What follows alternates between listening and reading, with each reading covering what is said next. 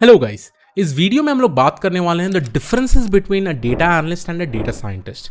अगर आप एक डेटा एस्पिरेंट हैं और आपको डेटा एनालिटिक्स इंडस्ट्री में जाना है, इन दो जॉब प्रोफाइल के बारे में जानना काफ़ी ज़रूरी है।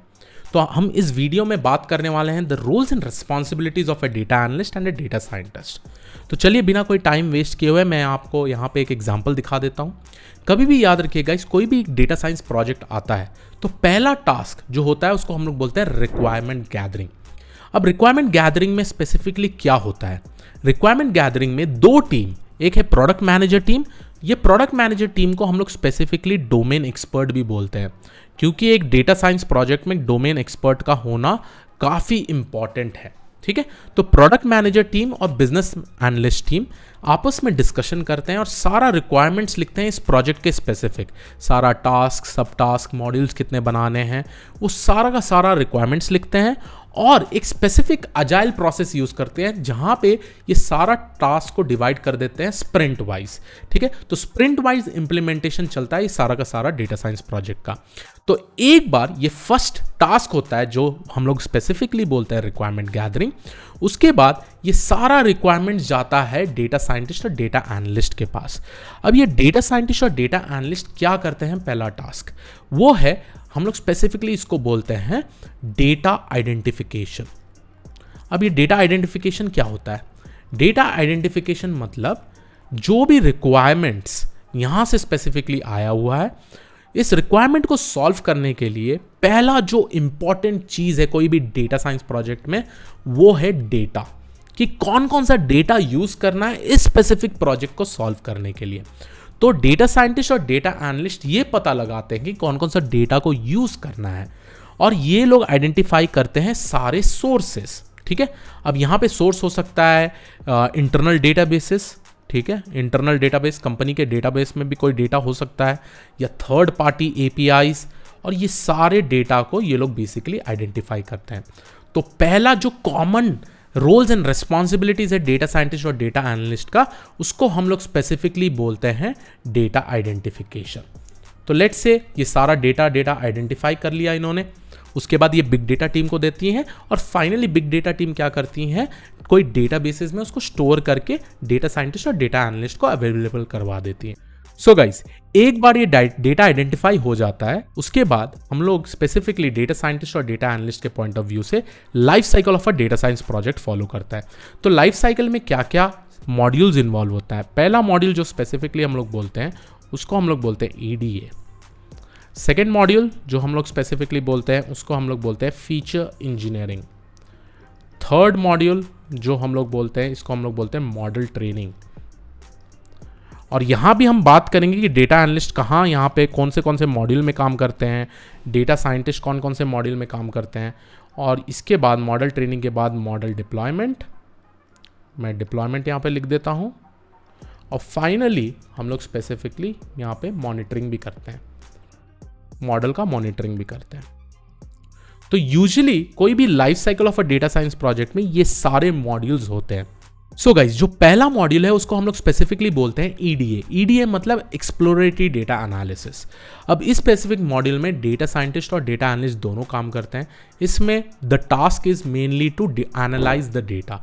इसका मतलब डेटा को एनालाइज करेंगे, वो तो समझेंगे कि डेटा में कितना मिसिंग वैल्यूज है, डेटा प्रॉपर फॉर्मेट में है कि नहीं, कितने कंटिन्यूस वेरिएबल है, कितने कैटेगरिकल वेरिएबल्स हैं, और उसके अलावा यहाँ पे थोड़ा विजुलाइजेशन चार्ट्स भी बनाते हैं। चार्ट्स काफ़ी इंपॉर्टेंट होता है कोई भी डिसीजन लेने के लिए एक स्पेसिफिक स्टेक होल्डर को, क्योंकि स्टेक होल्डर कोडिंग प्रोग्रामिंग नहीं समझ सकता है, उनको ज़्यादा से ज़्यादा रिपोर्ट्स, ज़्यादा से ज़्यादा विजुलाइजेशन चार्ट जानने में ज़्यादा इंटरेस्ट होता है। नेक्स्ट टास्क जो होता है उसको हम लोग बोलते हैं फीचर इंजीनियरिंग। तो यहाँ पे डेटा एनालिस्ट और डेटा साइंटिस्ट दोनों काम करते हैं। ठीक है, फीचर इंजीनियरिंग में डेटा एनालिस्ट और डेटा साइंटिस्ट भी दोनों काम करते हैं। फीचर इंजीनियरिंग में होता क्या है? फीचर इंजीनियरिंग में कैसे हम लोग मिसिंग वैल्यूज को हैंडल कर सकते हैं, आउटलायर्स है तो उसको कैसे हैंडल कर सकते हैं। तो ये सारे स्टैटिस्टिक्स के जो कॉन्सेप्ट, स्टैटिस्टिकल एनालिसिस के जो कॉन्सेप्ट्स हैं, और उसके हिसाब से फीचर इंजीनियरिंग में इम्बैलेंस डेटा सेट को कैसे हैंडल करना है, बहुत सारे सब टास्क होते हैं, वो सारा फीचर इंजीनियरिंग में हम लोग बेसिकली करते हैं। At the end of the day feature engineering में हम लोग स्पेसिफिकली क्लीनिंग द डेटा करते हैं, क्लीनिंग द डेटा। और ये डेटा क्यों क्लीन कर रहे हैं हम लोग स्पेसिफिकली, क्योंकि मॉडल ट्रेनिंग में ये काफ़ी यूजफुल होगा, क्योंकि मॉडल ट्रेनिंग में जितना quality of the data better होता है उतना अच्छा मॉडल का परफॉर्मेंस होता है। ठीक है, तो यहाँ भी डेटा एनालिस्ट और डेटा साइंटिस्ट दोनों काम करते हैं। ठीक है, अब मॉडल ट्रेनिंग का जब बात करें तो यहाँ स्पेसिफिकली हम लोग डेटा साइंटिस्ट ही काम करते हैं। क्यों? क्योंकि मॉडल ट्रेनिंग में हम लोग स्पेसिफिकली मॉडल्स बनाते हैं जो मशीन लर्निंग एल्गोरिथम्स और डीप लर्निंग एल्गोरिथम से बनते हैं स्पेसिफिकली। यहाँ पे डेटा एनालिस्ट का उतना काम नहीं है।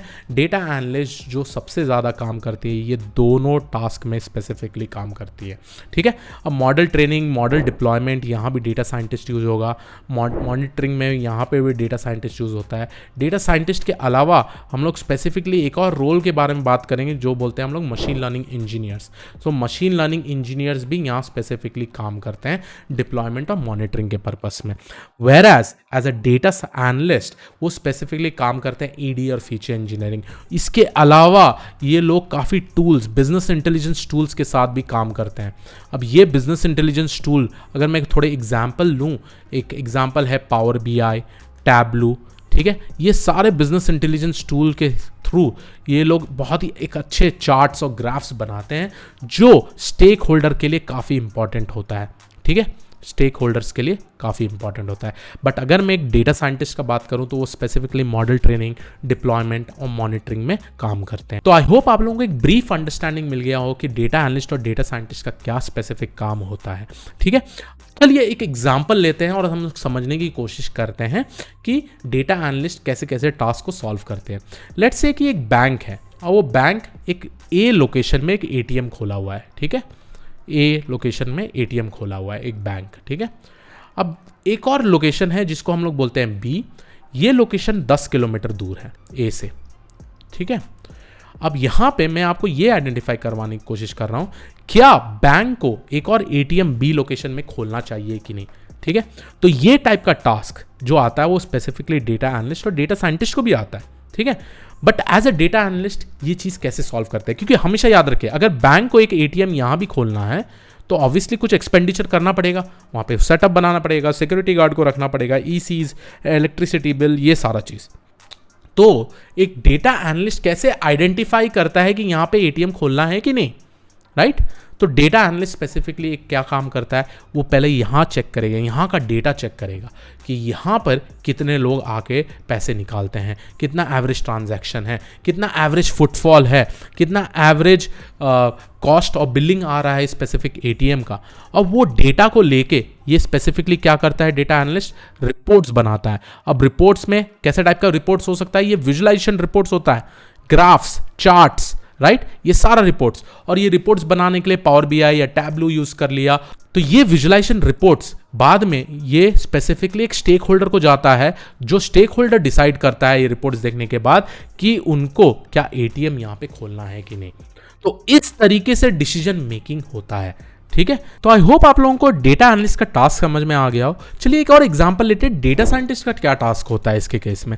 लेट्स से कि डेटा साइंटिस्ट को बोल देते हैं कि भाई आपको एक मॉडल बनाना है जो मॉडल प्रेडिक्ट कर पाए कि नेक्स्ट मंथ ट्रांजैक्शंस कितना होने वाले हैं स्पेसिफिक ATM से। ठीक है, ट्रांजैक्शन कितने होने वाला है। तो इसके लिए आपको स्पेसिफिकली मशीन लर्निंग एल्गोरिथम्स को यूज करके एक मॉडल बनाना पड़ता है। अगेन डेटा ऑलमोस्ट सेम रहेगा कि एवरेज मीन ट्रांजैक्शन कितना था, एवरेज फुटफॉल कितना था, वही सेम डेटा सेट को लेके ये लोग एक स्पेसिफिक मॉडल बनाते हैं और उसके थ्रू एक ट्रांजैक्शन प्रेडिक्शन करते हैं या ट्रांजैक्शन फोरकास्टिंग करते हैं हर एक महीने का। तो ऐसे टाइप के टास्क स्पेसिफिकली डेटा साइंटिस्ट बनाते हैं। एक कॉमन क्वेश्चन जो सबको आता है, क्या एक डेटा साइंटिस्ट डेटा एनालिस्ट का काम कर सकता है कि नहीं? द आंसर इज यस, क्योंकि डेटा साइंटिस्ट ये सारे मॉड्यूल्स में काम करते हैं, EDA, feature engineering, model training, deployment and monitoring. तो डेफिनेटली डेटा साइंटिस्ट एक डेटा एनालिस्ट का भी काम कर सकता है।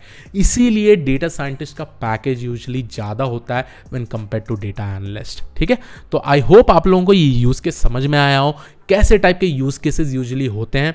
मैं ऐसे टाइप के यूज़ केसेस और बताऊंगा आने वाले वीडियो में, बट आई होप आपको इस वीडियो में ये पता चला हो कि what is the exact difference between the roles and responsibilities of a data analyst and data scientist. तो आई होप ये वीडियो पसंद आया हो। मैं मिलता हूं आपको अगले वीडियो में। Thank you one all, bye bye.